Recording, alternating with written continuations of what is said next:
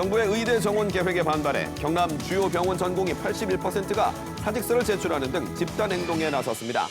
의료 공백이 현실화되면서 불안의 목소리가 나오고 있습니다. 마산 해양신도시 4차 공모 민간사업자가 제기한 행정소송 항소심에서 창원시가 패소한 것을 두고 여진이 이어지고 있습니다. 더불어민주당 시의원들은 창원시장의 정치적 배임이라고 주장했습니다. KBS 창원방송총국이 오늘로 개국 82년을 맞았습니다.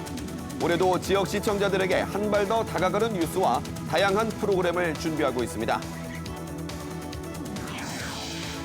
산재 신청부터 판정까지 전 과정을 도맡으면서 수임료를 챙기는 산재 브로커가 무더기로 적발됐습니다. 정부는 브로커 역할을 한 노무법인 등 11곳을 적발해 수사 의뢰했습니다.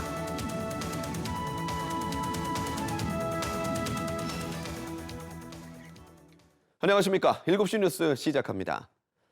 예고됐던 대형 병원 전공의들의 집단 사직과 근무 중단으로 곳곳에서 진료의 차질이 빚어지고 있습니다. 사직서를 제출한 전공의만 6,000명, 근무를 중단한 전공의도 1,600명이 넘습니다. 오늘 첫 소식 김민혁 기자입니다. 중앙사고수습본부가 주요 100곳의 수련병원을 점검한 결과 어젯밤 11시 기준 사직서를 제출한 전공의는 6,415명으로 확인됐습니다. 해당 병원 소속 전공의의 55%에 달하는 수준입니다. 이 가운데 1,630명은 근무지를 이탈한 것도 확인됐습니다. 다만 복지부가 전국 수련병원에 내린 집단 사직서 수리 금지 명령에 따라 실제 사직서가 수리된 곳은 없는 것으로 나타났습니다. 또 10개 수련병원 현장 점검에서 757명의 전공의가 출근하지 않은 사실도 확인됐습니다. 이 가운데 728명에 대해 정부는 업무 개시 명령을 발령했습니다. 잇따른 전공의들의 집단 행동에 진료 차질은 현실화됐습니다. 어제 오후 6시 기준 피해 상담 사례는 34건, 이 중 수술 취소가 25건에 이르는 것으로 집계됐습니다. 복지부는 진료 차질 현실화에 심각한 우려를 표한다며 전공의들이 환자 곁으로 돌아가 달라고 밝혔습니다.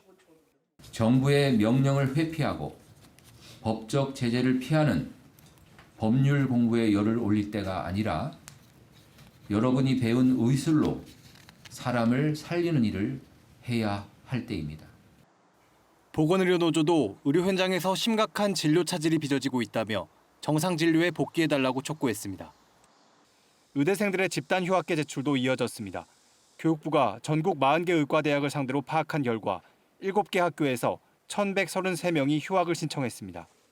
이 가운데 4명이 군 휴학과 개인 사유 등으로 휴학을 승인받았습니다. 수업 거부 등 단체 행동이 확인된 곳은 7개 학교로 확인됐습니다. 교육부는 학생들의 단체 행동에 대해 학칙에 따라 엄격히 관리해 줄 것을 각 학교에 당부했습니다. KBS 뉴스 김민혁입니다. 경남에서도 정부의 의대 정원 증원에 반대하는 주요 병원 전공의 390명이 집단으로 사직서를 제출했습니다. 전체의 80%가 넘는 수치인데요. 의료 공백이 우려되면서 경상남도가 긴급 대책을 내놨습니다. 보도에 이대환 기자입니다. 전공의 83%가 집단 사직서를 낸 진주 경상국립대병원. 평소와 다름없이 진료를 받으러 온 환자들로 가득합니다. 하지만 집단 행동 첫날부터 우려했던 의료 공백이 일부에서 현실로 나타났습니다. 한 달 전 예약한 검사까지 거부되는 등 환자들의 불편이 이어진 겁니다. 회의에 급정밀 검사를 하기로 했는데 그냥 이분이 안 된다고 연락할 때 오시라고 그렇게 얘기를 했대. 전공의들이 이제 그걸 하실 일이 안 되니까. 특히 중증 암 환자들은 치료 적기를 놓칠까 노심초사입니다. 증식 안 하고 가만히 있다가 다시 증식하고 그런 게 아니니까 그거는 그대로 계속 커지는데 치료를 못 받으면은 그러면 그 불안감은. 병원 측은 전문의의 근무 시간을 늘려 응급실과 심혈관계 등 필수 의료의 경우 24시간 대응을 유지하지만 외래 진료 축소가 불가피하다고 설명합니다. 장기화될 경우에는 상급 종합병원으로서의 역할에만 조금 더 집중할 수밖에 없을 것 같습니다. 이에 응급 중증 환자에 대해서는 수용을 하고. 경상남도는 군병원의 민간 개방 협조와 공공의료기관의 진료 시간을 늘려 의료 공백을 최소화하겠다는 계획입니다. 도내 공공병원인 마산의료원과 통영저집자, 거창저집자 세계병원과 군병원인 해양의료원과 평일 진료시간 연장 실시와 응급진료 등에 대해 협의 중에 있습니다. 집단 행동에 나선 경남의 전공의는 전체 81.6%인 390명. 의료계의 집단 행동이 장기화될 경우 의료 공백이 더 커지는 것은 아닌지 걱정은 커지고 있습니다. KBS 뉴스 이전입니다. 제3지대 여러 세력들이 모인 개혁신당과 합당에 합의했던 이낙연 대표가 합의 11일 만에 결별을 선언했습니다. 이 대표는 새로운 미래로 돌아가 당을 재정비하고 선거 체제를 신속히 갖추겠다고 밝혔습니다. 김영은 기자의 보도입니다. 제3지대 여러 세력들과 함께 개혁신당으로의 통합에 참여했던 이낙연 공동대표가 이준석 대표의 개혁신당과 통합을 파기했습니다. 통합선언 11일 만에 결별을 선언한 겁니다. 이준석 공동대표에게 선거에 전권을 주는 안건을 최고위원회 표결로 강행한 것 등을 이유로 들었습니다. 통합의 유지도 위협받게 됐습니다. 더구나 그들은 통합을 깨거나 저를 지우기로 일찍부터 기획했던 것으로 보입니다. 이낙연 대표는 부실한 통합 결정이 부끄러운 결말을 낳았다며 사과했습니다. 이준석 개혁신당 대표도 참담한 마음으로 국민에게 사과드린다고 말했습니다. 국민께 겸허한 저에 대한 성찰의 말씀을 올리겠습니다. 개혁신당은 양질의 정책과 분명한 메시지로 증명하겠습니다. 새로운 미래를 제외한 나머지 세력은 개혁신당 내 통합을 유지한다고 밝혔습니다. 더불어민주당에선 재선의 박용진 의원이 하위 10% 통보를 받았다면서 당에 남아 승리할 것이고 재심을 신청하겠다고 말했습니다. 박 의원은 서울 강북을에서 친명계 정봉주 당 교육연수원장 등과 경쟁하고 있습니다. 국민의힘에선 박진 전 외교부 장관이 당내 험지로 분류되는 서울 서대문 을에 출마해달라는 당의 요청을 받아들였습니다. 박 전 장관은 서울 수복을 위해 기득권을 버리고 헌신하겠다고 밝혔습니다. 국회 교섭단체 대표 연설에는 홍익표 더불어민주당 원내대표가 나서 저출생 대책 마련 등 여야의 협업을 강조했습니다. 내일은 국민의힘 윤재옥 원내대표가 대표 연설을 합니다. KBS 뉴스 김영은입니다. 창원시 성산구 국회의원 공천심사에서 탈락한 국민의힘 배종천 예비후보가 당을 탈당해 무소속 출마합니다. 배종천 예비후보는 오늘 오후 기자회견을 열어 무소속 출마를 선언하면서 시스템 공천이 무엇인지 되묻고 싶다며 성산 구민의 평가를 받고자 한다고 말했습니다. 국민의힘 기획조정국이 오늘 공지를 통해 사천 남해하동 선거구 경선 후보자에 박정렬 예비후보를 추가했습니다. 이에 따라 사천 남해하동 선거구 경선 후보자는 서천호, 이철호, 조상규, 박정렬 4명입니다. 박정렬 예비후보는 지난 18일 당에 이의제기 신청을 했습니다. 장기간 표류하는 창원시의 마산해양신도시 조성사업. 4차 공모민간사업자가 창원시를 상대로 제기한 재판에서 1심과 달리 지난주 항소심에선 창원시가 패소했는데요. 재판 결과를 두고 야당 시의원들이 창원시장의 정치적 배임이라고 주장을 했습니다. 창원시는 재판에 이기는 것보다 진실이 중요하다고 반박했습니다. 보도에 손은혁 기자입니다. 마산해양신도시 4차 공모에서 공무원의 잘못이 있었다는 창원시 자체 감사 결과 시의회에서도 공방이 이어졌습니다. 감사 결과로 창원시가 1심에서 승소한 재판 결과가 2심에서 뒤집힐 수 있다는 것이었습니다. 감사 자료를 제4차 공모자의 법률 대리인에 유리한 자료로 제출. 관련 소송 항소심 재판부는 민간 사업자 손을 들어줬습니다. 실제 창원시 감사 내용이 재판부 판단의 주요 근거가 됐습니다. 더불어민주당은 항소심 패소가 홍남표 창원시장의 정치적 배임이라고 비판했습니다. 1심 판결을 뒤엎는 자해적 행위로 기결되었다. 홍남표 시장은 스스로 창원시의 이익에 반하는. 창원시는 입장문을 통해 즉각 반박했습니다. 범죄 사실을 숨겨서라도 재판에 이기기만 하면 된다는 것이냐, 실체적 진실에 대한 문제점을 분석해 정상화하려는 것이라고 날을 세웠습니다. 판결이 확정되면 창원시는 4차 공모 민간 사업자에 대한 공모 심의를 다시 하든지 우선 협상 대상자로 선정해 사업 협상을 시작해야 합니다. 마산해양 신도시 땅 조성에 창원시가 쓴 돈은 3,400억 원. 4차 공모 사업자가 3년 전 제시한 땅값은 2,400억 원이어서 협상의 난제입니다. 평가를 다시 해야 되는지 아니면 저희가 이제 우선 협상 대상자를 선정을 해서 협상을 해야 되는 건지 그 부분에 대해서 지금 검토 중에 있고요. 여기다 협상 결렬 수순이 진행되는 5차 공모 민간 사업자도 창원시 상대 소송을 예고한 상황. 창원시가 매년 이자 50억 원을 부담하는 창원 마산해양 신도시 사업이 논란만 거듭하고 있습니다. KBS 뉴스 손원혁입니다. 지난해 부산의 신설 법인 수가 10년 만에 가장 적은 것으로 나타났습니다. 코로나19 대유행이 끝났는데도 신설 법인 수가 이렇게 적게 나온 것은 부산의 경제 활력이 떨어지고 있는 것이라는 우려 섞인 분석이 나오고 있습니다. 최재훈 기자가 보도합니다. 15년간 교사 생활을 하다 지난해 창업한 이승훈 씨. 새로운 일에 도전하고 싶어 주식회사를 설립해 떡볶이 사업을 시작했지만 난관이 한두 가지가 아닙니다. 다른 프랜차이즈나 이런 대형 회사처럼 이 성공을 보장해 줄 수 있는 그런 시스템이 없다 보니까 항상 실패에 대한 부담감은 계속 안고 시작하는 것 같아요. 지난해 새로 생긴 법인은 부산에서 4,400여 개, 10년 만에 가장 적습니다. 2014년 4,600여 개였던 신설 법인 수는 2019년 급격한 증가세를 보이며 2021년 6,700여 개로 최고점을 찍었으나 2022년과 지난해 급격히 감소하며 10년 전보다 못한 수를 기록했습니다. 이 같은 신설법인의 급격한 감소는 부동산 임대업과 건설업의 부진이 가장 큰 영향을 미친 것으로 분석됐습니다. 2022년 부동산 임대업 신설법인은 1,200여 개에서 지난해 660개로 절반 가까이 줄었습니다. 건설업 신설 법인 수도 30%가량 감소했습니다. 법인 신설이 이제 지역에 있어서는 산업 활력도의 하나 일부라고 볼 수 있습니다. 이런 산업의 활력도가 상당히 많이 떨어진 상황이라고 보여지는 게 고물가와 고금리 장기화, 내수 침체, 각종 원자재 값 상승이 부산 창업시장 전반에 영향을 미친 것으로 풀이됩니다. KBS 뉴스 최재훈입니다. 지난해 경남 지역에서 거래된 아파트 전세 거래 10건 중 4건은 전세 가격이 매매 가격의 80%를 웃도는 것으로 나타났습니다.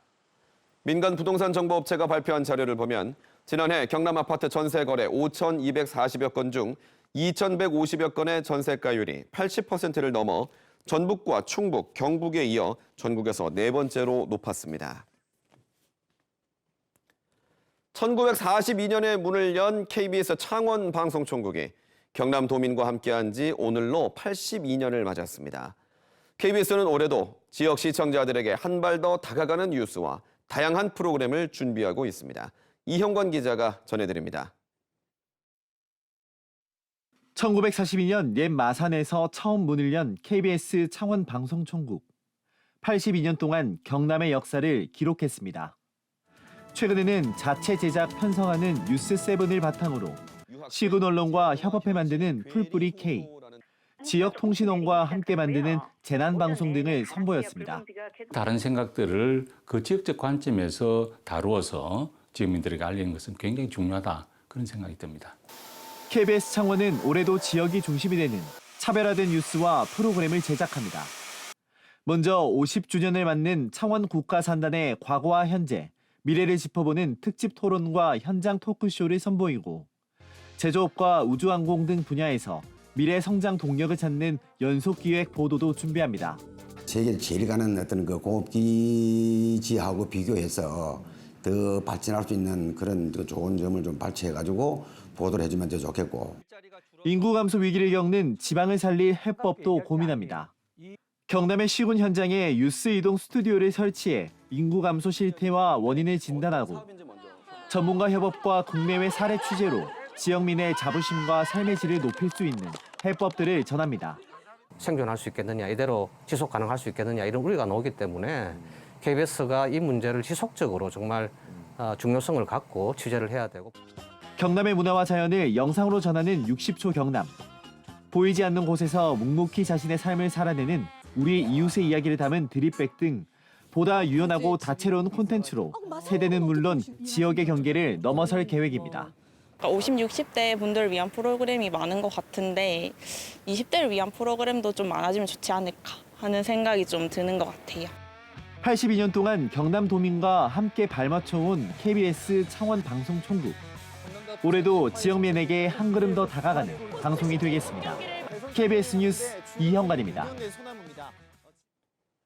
KBS 창원방송총국이 개국 82주년을 맞아 오늘 기념식을 열었습니다.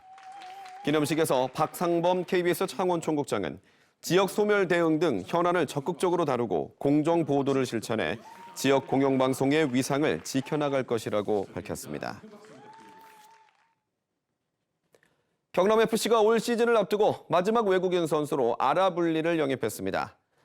조지아 출신의 아라블리는 2012년부터 조지아와 헝가리 등의 프로리그에서 뛰며 통산 114경기 58골에 도움 25개를 기록한 공격수입니다. 경남FC는 아라블리에게 최전방 공격수로서 득점력을 기대하고 있습니다. 메이저리그에서 뛰었던 류현진 투수가 12년 만에 친정팀 한화로 전격 복귀합니다. 토론토 이삿짐을 한국으로 보냈다는 KBS 단독 보도가 나온 지 하루 만에 계약에 합의한 것인데요. 한국 프로야구 역대 최고 대우일 것으로 알려집니다. 하무림 기자의 보도입니다. 한국과 미국 프로야구 통산 176승, 2019년 아시아 최초 메이저리그 평균 자책점 1위에 오른 대한민국 최고 투수 류현진이 12년 만에 한화에 복귀합니다. 한화 소식에 정통한 관계자 등에 따르면 류현진은 구단 고위층과 친정팀 한화 복귀에 전격 합의했습니다. 한화는 메이저리그 사무국에 류현진의 신문 조회를 요청했습니다.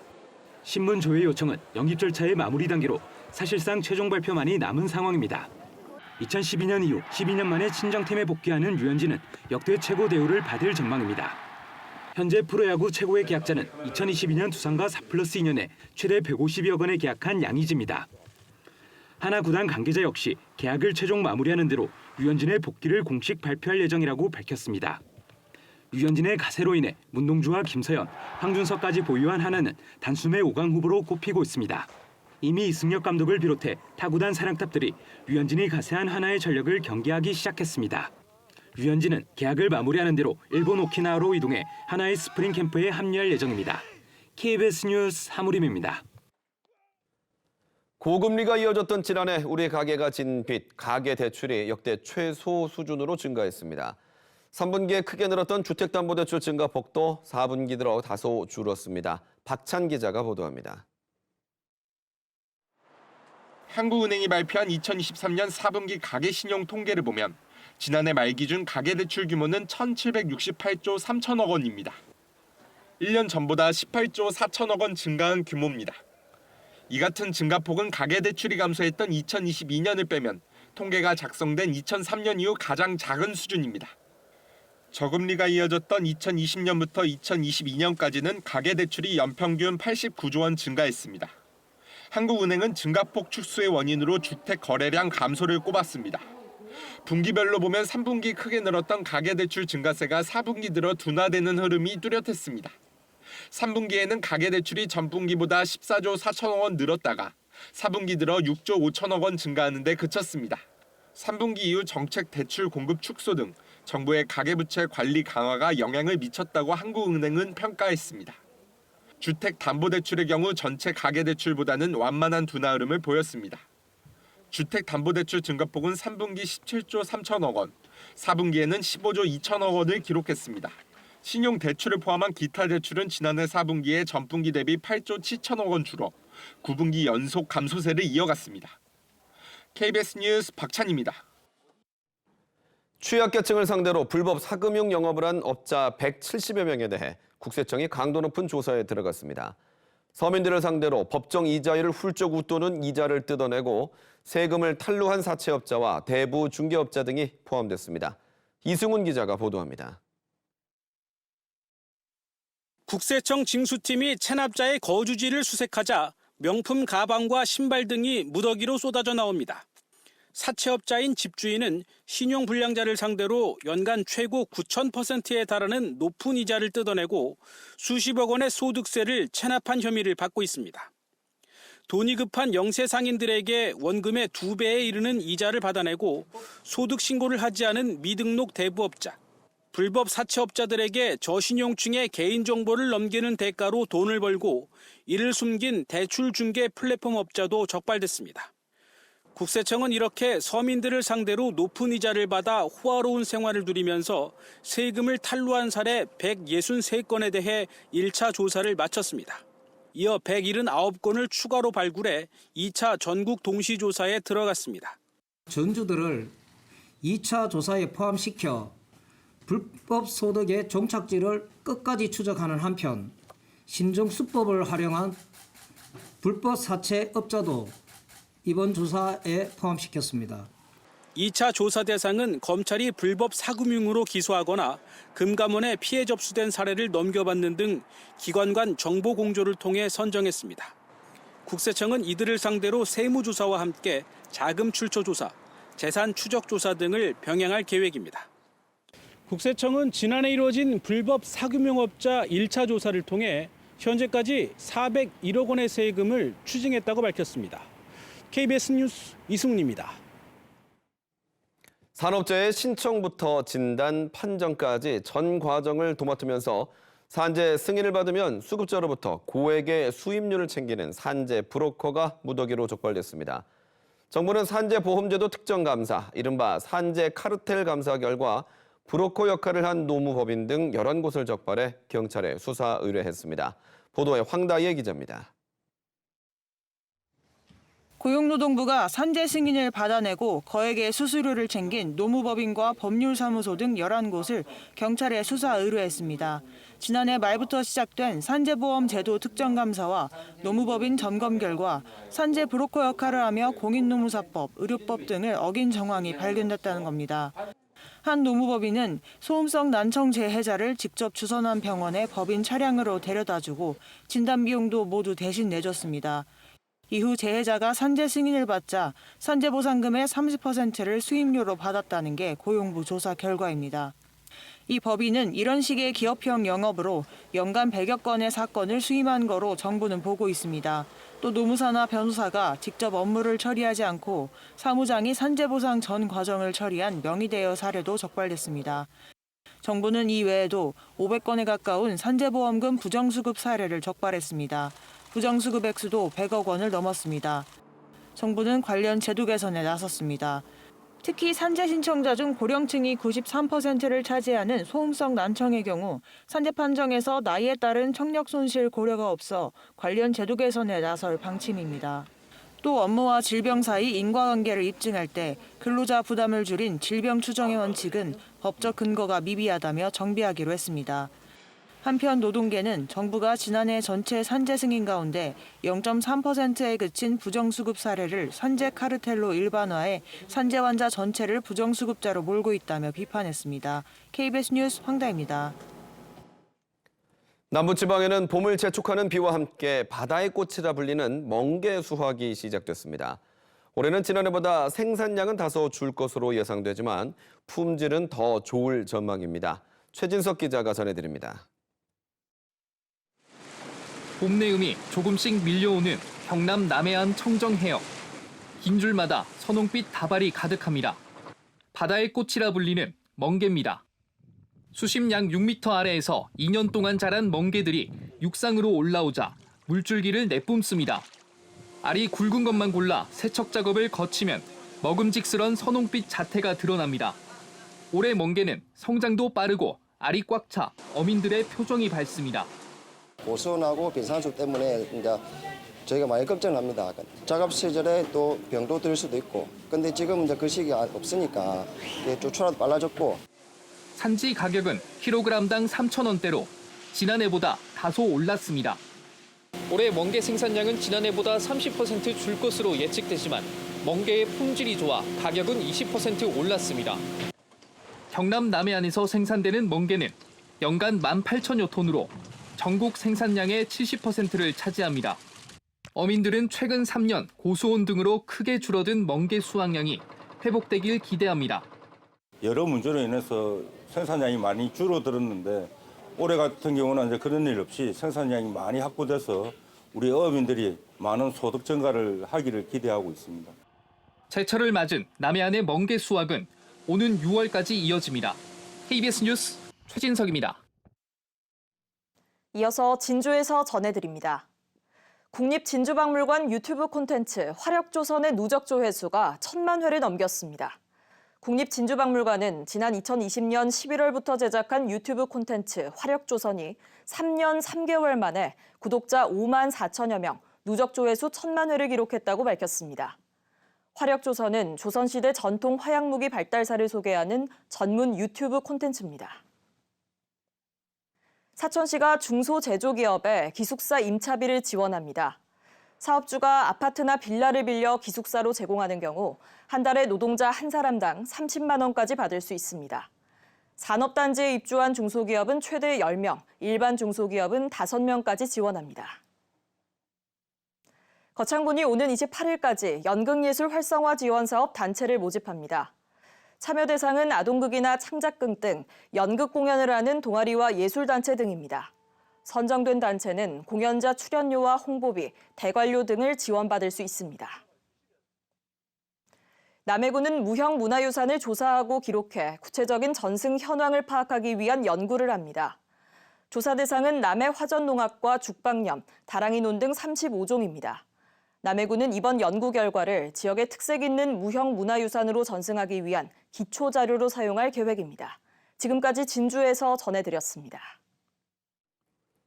오는 4월 10일에 치러질 22대 국회의원 선거 예비 후보를 소개합니다. 양산시 갑 선거구입니다. 국민의힘에서는 예비 후보 등록을 한 3선의 현역 윤영석 의원이 공천됐습니다. 더불어민주당은 대외경제정책연구원장과 양산 갑 지역위원장을 지낸 이재영 예비 후보를 공천했습니다. 진보당 이은영 예비 후보입니다.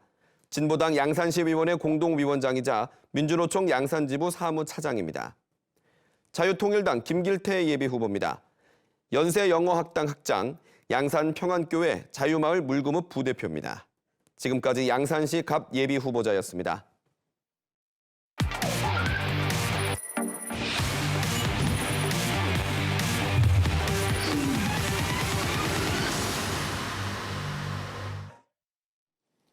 이어서 간추린 경남 소식입니다.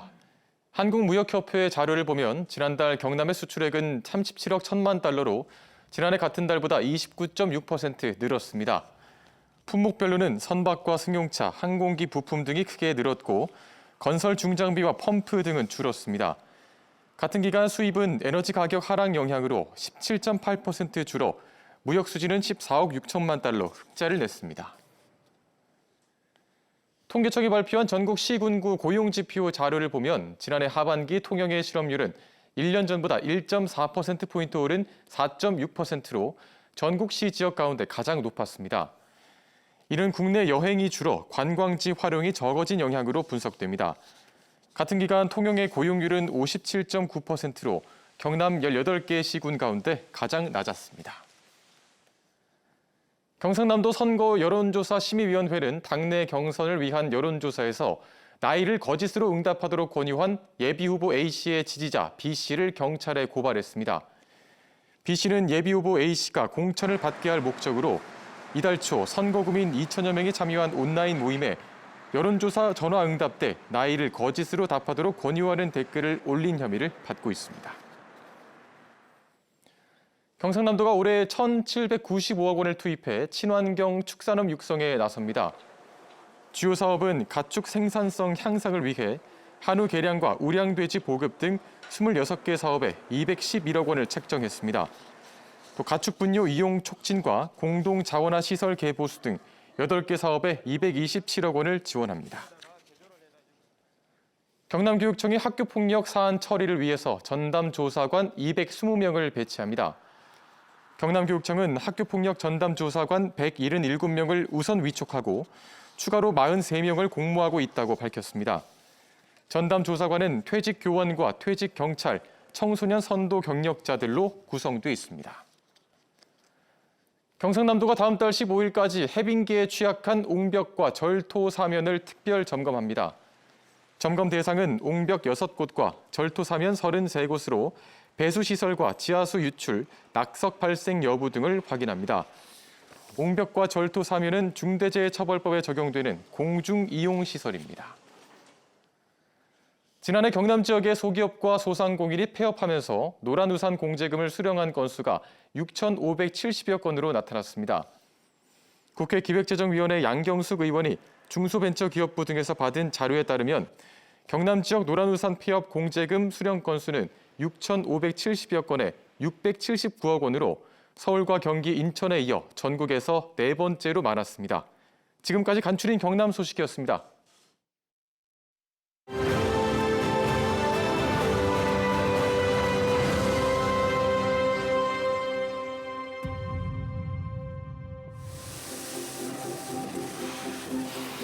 (1200도) 고열의 쇳덩이를 더 강한 금속으로 만드는 2,500톤급 단조기계는 러시아 기계를 들여와 국내에서 재제작한 겁니다. 금형기술과 여러 가지 소성 가공 기술이 종합돼서 새로운 형상의 제품을 만들고 재료의 강성을 부여함으로써 새로운 제품으로 태어나게 되는 것입니다. 국내 최초 최고의 기술로 국산화를 이끈 박근종 씨는 단조로 쇠의 영혼을 불어넣습니다.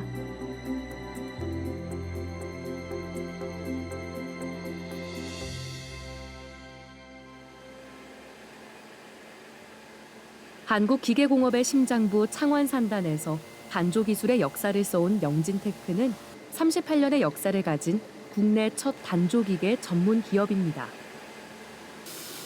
단조는 금속의 형상을 만들고 제품의 강성을 높이는 뿌리 산업의 핵심. 20단계 넘는 가공을 거친 스핀들의 기계 설계 분야 기능 한국인 박근종 대표의 단조 기술이 집약돼 있습니다. 이 부분에서 공작물을 체킹해서 기계 가공을 하게 됩니다. 단조한 과정에서 이런 부분에 메탈 프로라는 섬유 조직이 형성이 되고 조직이 치밀해져 가지고 일반 강에 선업에 되는 강성을 갖게 됩니다.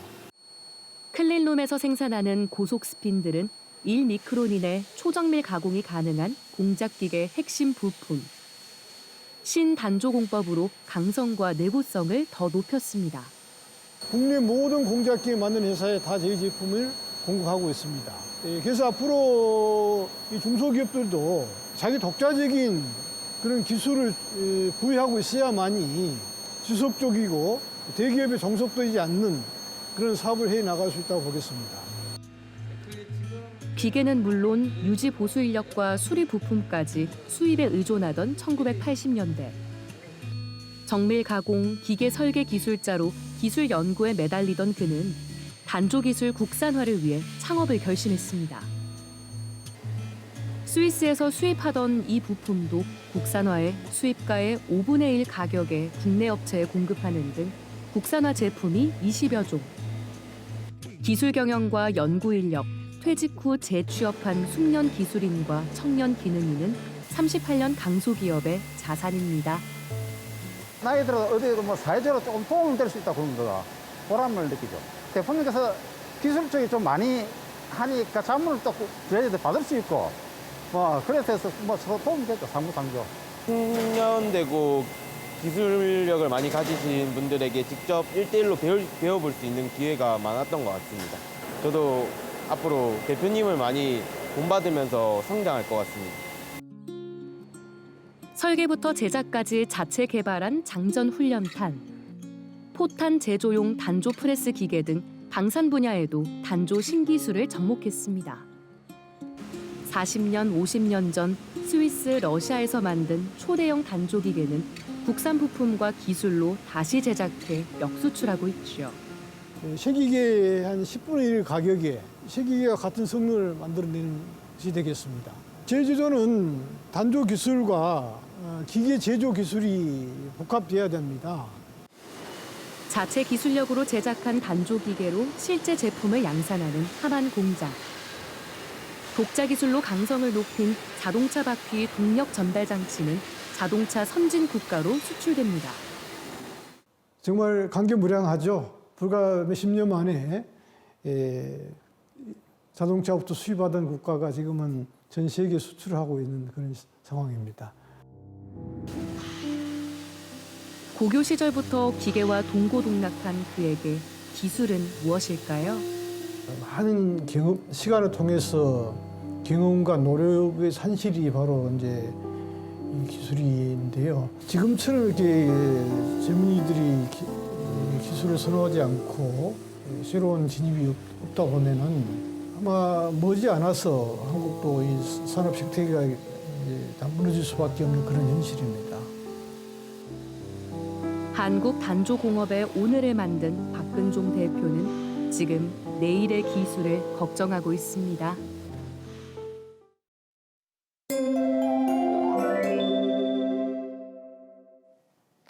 오늘 우리 지역은 산발적으로 비가 내렸습니다. 내일 아침부터는 남해안에서 다가오는 저기압의 영향으로 빗줄기가 점차 굵어지겠는데요. 비나 눈은 모레 낮까지 이어지겠습니다.